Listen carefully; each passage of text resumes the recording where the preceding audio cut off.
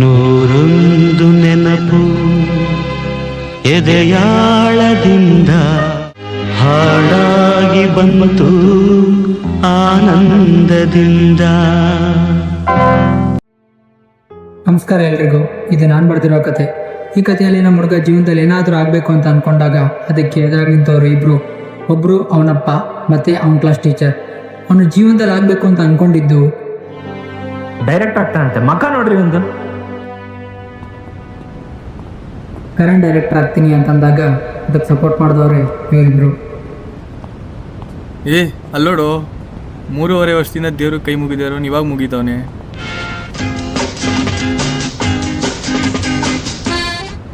ಇವರ ಹೆಸರು ಸಿದ್ಧಾರ್ಥ್ ಮತ್ತು ಸ್ವಸ್ತಿಕ್. ಕ್ಲಾಸಿಗೆ ಬರಲ್ವೇನೋ? ನೀವಿಬ್ರು ಹೋಗ್ತಾ ಇರ್ರಿ, ನಾನು ಬರ್ತೀನಿ.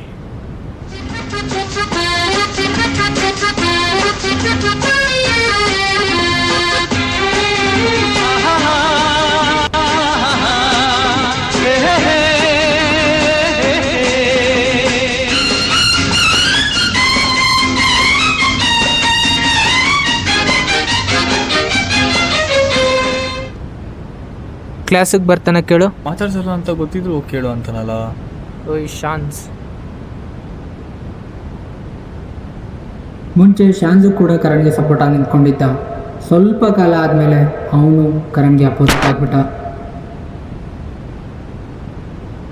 ಕ್ಲಾಸಿಗೆ ಬರಲ್ವೇನೋ? ಶಾನ್ಸ್ ಅಪೋಸಿಟ್ ಆದಮೇಲೆ ಅವನು ಯಾರ ಹತ್ರನೂ ಮಾತಾಡ್ತಾನೂ ಇರಲಿಲ್ಲ, ಯಾರ ಬಗ್ಗೆನೂ ಚಿಂತೆನೂ ಮಾಡ್ತಿರ್ಲಿಲ್ಲ.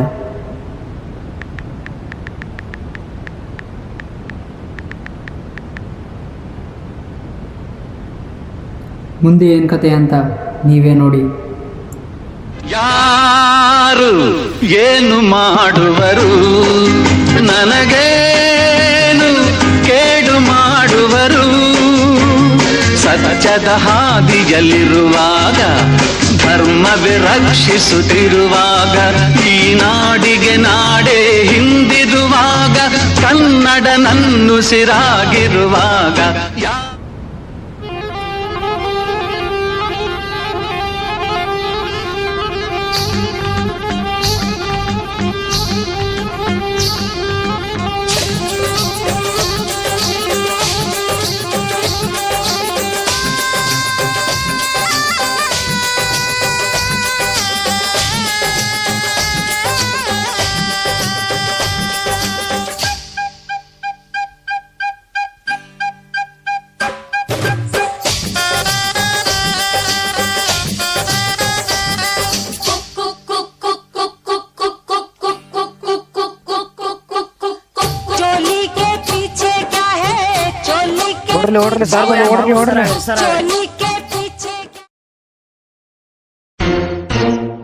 ಸರ್, ಏನರ ಮಾಡ್ತಿದ್ದೀರಾ?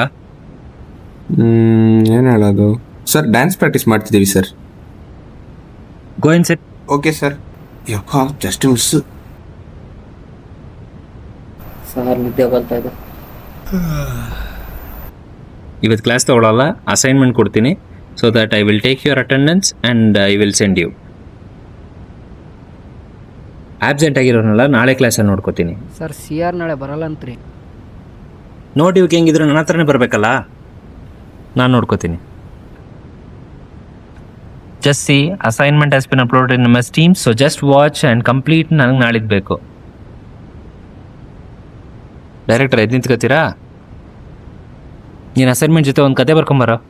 ಸರಿ ಸರ್. ಯಾರು ಕ್ಯಾಂಪಸಲ್ಲಿ ಕಾಣಬೇಡಿ, ಎಲ್ಲ ಮನೆಗೆ ಹೋಗಿ ಸ್ಪೀಕರ್ ಕೊಟ್ಟೋಗೋ. ಕ್ಲಾಸ್ ಕೇಳೋಕೆ ಬಂದ್ರ ಅಂದರೆ ಡ್ಯಾನ್ಸ್ ಮಾಡೋಕ್ಕೆ ಬರ್ತಾರಂತೆ. CR ಆಮೇಲೆ ಬಂದು ಮೀಟ್ ಮಾಡೋ.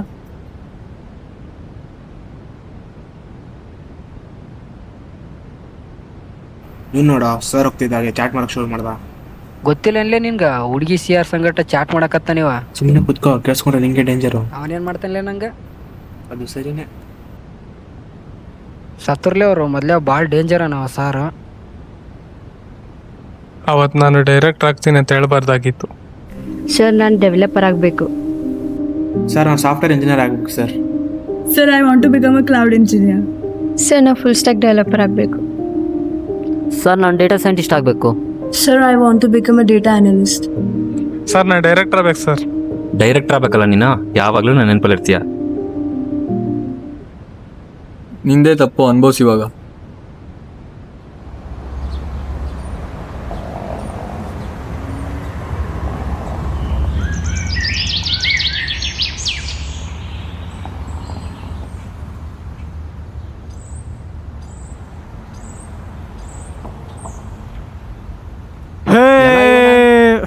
ಹಿಂಗೆ ಯಾಕೆ ಮಾಡ್ತಾರಲಿ ಇವ್ರ? ಕಂಗ್ರ್ಯಾಚ್ಲಿ. ಪಾರ್ಟಿ ಅಲ್ಲಪ್ಪ. ಇರೋ ಈ ವಿಷಯನ ಫಸ್ಟ್ ನಮ್ಮ ಅಪ್ಪಗೆ ಹೇಳಿ ಬರ್ತೀನಿ.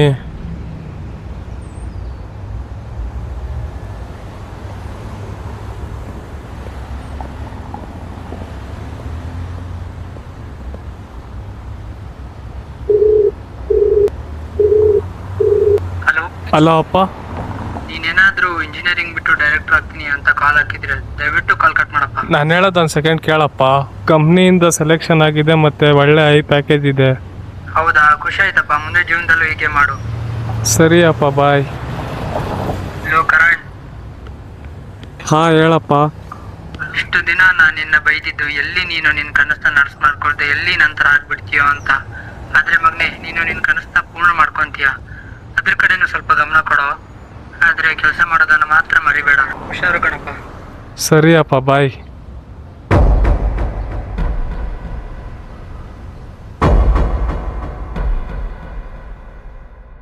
ಏನಪ್ಪ ಕಾಲ್ ಮಾಡಿದೀಯ ನಂಗೆ? ಅಪ್ಪ, ನನಗೆ ಇಂಜಿನಿಯರಿಂಗ್ ಮಾಡೋಕ್ಕೆ ಇಷ್ಟ ಇಲ್ಲ. ಇಂಜಿನಿಯರಿಂಗ್ ಮಾಡಕ್ ಇಷ್ಟ ಇಲ್ಲ ಅಂದ್ರೆ ನಾನು ಡೈರೆಕ್ಟ್ ಆಗ್ಬೇಕು ಅನ್ಕೊಂಡಿದ್ದೀನಿ. ಡೈರೆಕ್ಟ್ ಆಗ್ತೀಯಾ? ಬುದ್ಧಿ ಇದೆಯಾ ನಿನ್ಗೆ? ಮುಚ್ಕೊಂಡು ಡಿಗ್ರಿ ಕಂಪ್ಲೀಟ್ ಮಾಡಿ ಫಸ್ಟ್. ಓದು ಅಂದ್ರೆ ಡೈರೆಕ್ಟ್ ಆಗ್ತಾನಂತೆ. ಮುಚ್ಕೊಂಡಿಡೋ ಫೋನು. ಏನು ಮಾಡೋದು, ನಮ್ಮಪ್ಪ ನನ್ನ ಮಾತೇ ಕೇಳ್ತಾ ಇಲ್ಲ. ಮುಗೀತೇನೋ? ಬನ್ರೋ, ಟೈಮ್ ಆಯಿತು. ಸಿಗ್ನೇಚರ್ ತಗೋಬೇಕು ಹಾಲ್ ಟಿಕೆಟ್ಗೆ.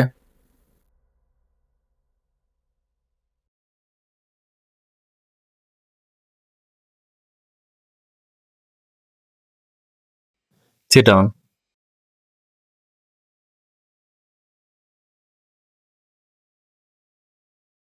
ಅಸೈನ್ಮೆಂಟ್ ಬರ್ದಿದ್ದೇನ್ಲೇ? ಬರ್ತಿದ್ದೀನಿ. ಕೈ ಕೊಟ್ಟಿಲ್ಲಲ್ಲಿ.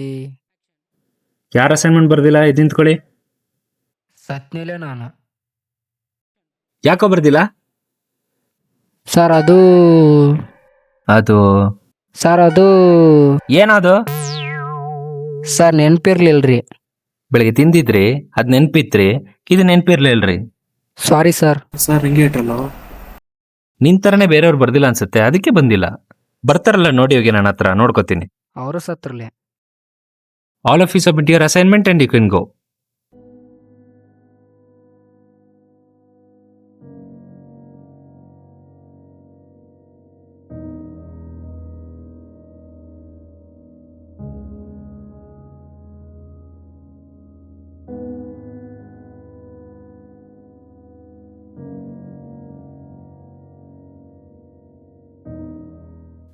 Wear is your another assignment?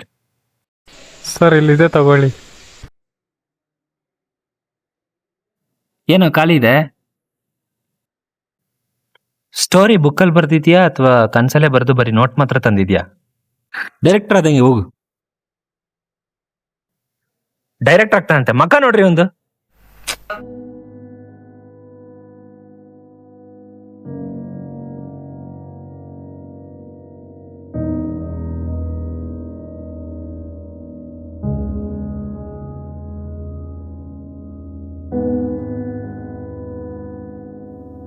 ಬಾರ ಹೋಗೋಣ.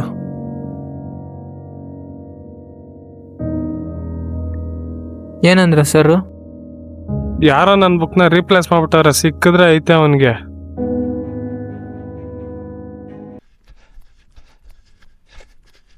ಲೋ, ನಿನ್ ಬುಕ್ನ ಮತ್ತೆ ಸುಟ್ಟಾಗ್ತಾ ಇದ್ದಾನ ಅವನು. ಎಲ್ಲಿದ್ದಾನ ಅವನು? ಆ ಕಡೆಗಿದ್ದಾನ ಅವನು. ಬಾರ ಬೇಗ.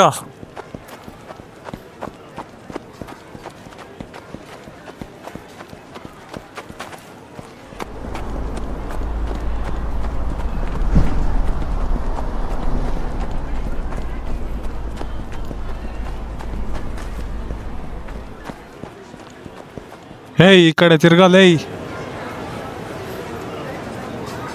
ಏನೋ ನೀನು, ಏನು ನಿನ್ನ ಪ್ರಾಬ್ಲಮ್ಮ? ಮತ್ತೆ ಸುಟ್ಟಾಕಿದ್ಯಲ್ಲ ಆ ಬುಕ್ನ. ಇದರಿಂದನೇ ತಾನೇ ನಾನು ನಿನ್ನ ಥರ್ಡ್ ಇಯರಲ್ಲಿ ಜಗಳಾಡಿದ್ದು. ಮತ್ತೆ ಏನಕ್ಕೆ ಇರಿಟೇಟ್ ಮಾಡ್ತಾ ಇದೆಯಾ? ಹಾಂ ನೆನಪಿಲ್ವಾ ನಿನಗೆ?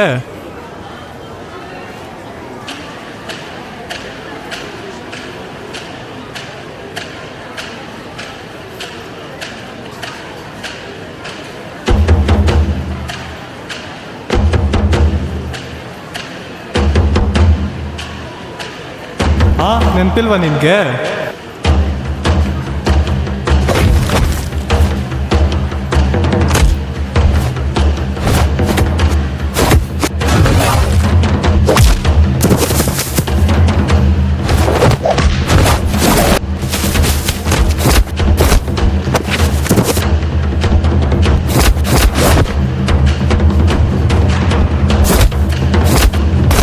ಜಗಳ ಆಡ್ದಾಗಿಂದ ಯಾರು ನಿನ್ನ ಮಾತಾಡ್ಸ್ತಾ ಇಲ್ಲ, ಅದರಿಂದಾನೆ 2 ವರ್ಷ ಆಯಿತು 4 ಜನ ದೂರ ಆಗಿ, ಇನ್ನೂ ಇರಿಟೇಟ್ ಮಾಡ್ತಾ ಇದೆಯಲ್ಲೋ.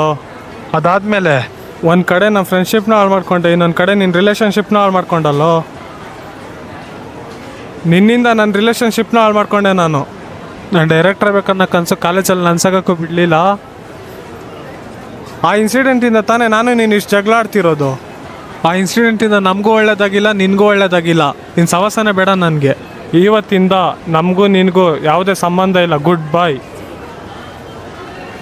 ಜೀವನದಲ್ಲಿ ಇಂಥವ್ರು ಸವಾಸನೆ ಮಾಡೋಕ್ಕೋಗ್ಬಾರ್ದು. ಇವತ್ತಿಂದ ಆರಾಮಾಗಿರ್ತೀನಿ ನಾನು.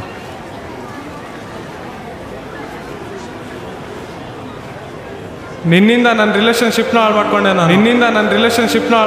ನಾನು.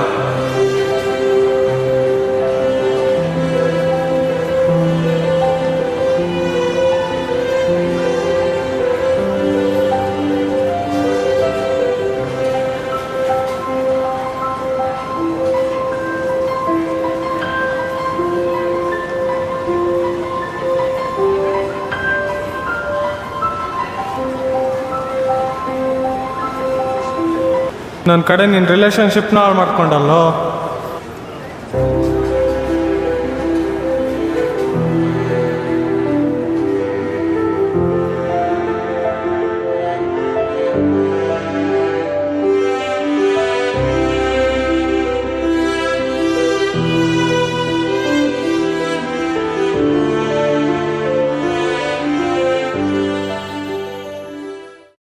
ಆ ಇನ್ಸಿಡೆಂಟಿಂದ ತಾನೇ ನಾನು ನೀನು ಇಷ್ಟು ಜಗಳ ಆಡ್ತಿರೋದು.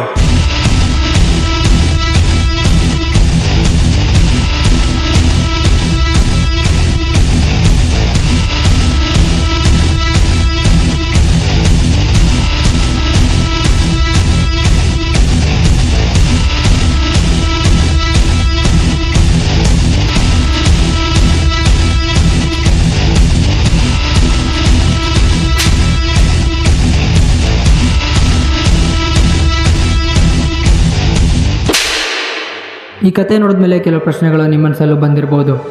ಅಪೋಸಿಟ್ ಆಗಿರೋ ಅವ್ರ ಅಪ್ಪನೇ ಸಪೋರ್ಟ್ ಮಾಡ್ತಾ ಇದ್ದಾರೆ, ಸಪೋರ್ಟಾಗಿ ನಿಂತಿರೋನೇ ಅವನು ಅಪೋಸಿಟ್ ಆಗಿದ್ದಾನೆ. ಇವಾಗ ಅವ್ನ ರಿಲೇಷನ್ಶಿಪ್ ಯಾಕೆ ಹಾಳಾಯಿತು, ಅದರಿಂದ ಇರೋ ಇನ್ಸಿಡೆಂಟ್ ಏನು? ಇನ್ನೊಂದು ಮುಖ್ಯವಾದ ಪ್ರಶ್ನೆ, ಅವನು ಡೈರೆಕ್ಟರ್ ಆಗ್ತಾನೆ ಇಲ್ವ ಅಂತ. ಭೇಟಿಯಾಗೋಣ ಮುಂದಿನ ಕಥೆಯೊಂದಿಗೆ.